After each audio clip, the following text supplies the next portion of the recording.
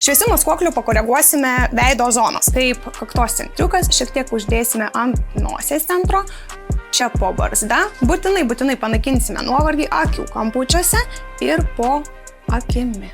Kadangi atspalvis tinka, skruostų centriukuose taip pat šiek tiek pamaskuosime, kad neliktų raudonio. Ir taip pat labai svarbu atsižvelgti į raudonas ausis. Tai įsimodeliuojame centriuką kaktos, jeigu yra spogelis, jį pamaskuojame.